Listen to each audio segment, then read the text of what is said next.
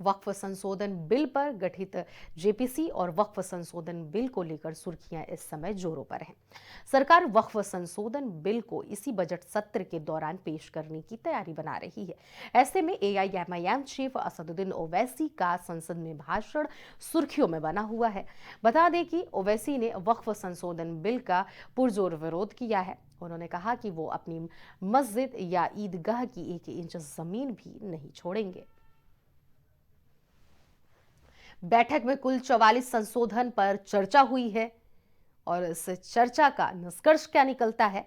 28 जनवरी को सर्कुलेशन, 29 को अडॉप्टेशन होने वाले हैं। विपक्ष के सारे प्रस्ताव सिरे से खारिज हैं। 14 संशोधनों को किया गया है स्वीकार। तो वक्फ संशोधन विधेयक जेपीसी की मंजूरी। बैठक में कुल 44 संशोधनों पर यह चर्चा हुआ है।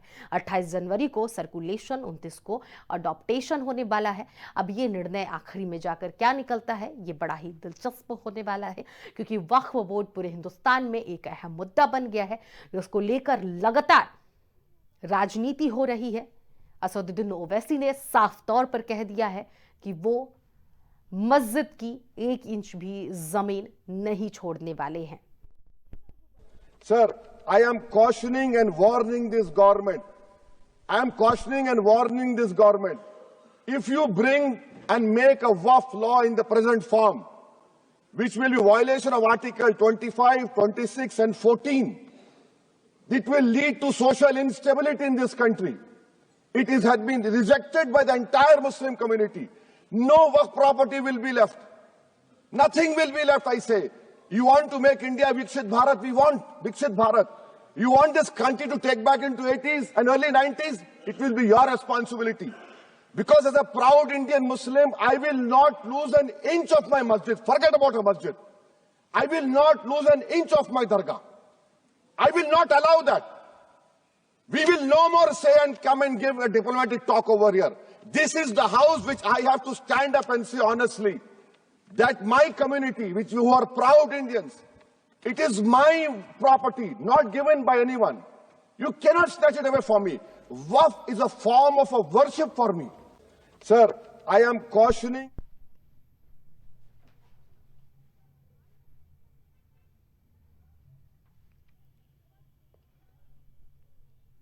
खबर की अहम बात यह है कि वक्फ संशोधन बिल पर गठित जेपीसी की बैठकें फिलहाल समाप्त हो चुकी हैं और उसमें विपक्ष के सभी प्रस्तावों को सिरे से खारिज कर दिया गया है, जिसके बाद विपक्ष ने इसका काफी ज्यादा विरोध भी किया।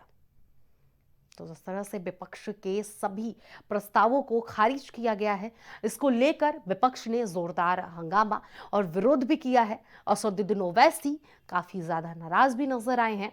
उन्होंने साफ तौर पर कई बार इस बात को उन्होंने दोहराया है कि 1 इंच भी जमीन वो नहीं देने वाले हैं जो मुस्लिम पक्ष की या फिर वक्फ की हो या फिर मस्जिद की हो। राजधानी लखनऊ में बुधवार को योगी कैबिनेट की बैठक में 11 प्रस्तावों पर मुहर लगी। सीएम योगी की अध्यक्षता में हुई कैबिनेट बैठक में 2025 से 2026 की आबकारी नीति को मंजूरी दे दी गई है। यूपी आबकारी विभाग की दुकानें लॉटरी सिस्टम के जरिए आवंटित होंगी। लखनऊ में कैबिनेट बैठक के बाद डिप्टी सीएम ब्रजेश पाठक ने यह जानकारी दी है। बैठक में डिप्टी सीएम ब्रजेश पाठक समेत सभी मंत्री मौजूद रहे। बता दें कि यूपी कैबिनेट की प्रेस ब्रीफिंग गुरुवार को होगी। सुबह 10:15 पर लोक भवन मीडिया सेंटर में प्रेस कॉन्फ्रेंस होगी। वित्त मंत्री सुरेश खन्ना और आबकारी मंत्री नितिन अग्रवाल प्रेस कॉन्फ्रेंस में रहेंगे और प्रेस कॉन्फ्रेंस करने वाले हैं। इसके अलावा सीएम योगी आदित्यनाथ 6 और 7 फरवरी को अपने परिवार में आयोजित वैवाहिक कार्यक्रम में शामिल होंगे।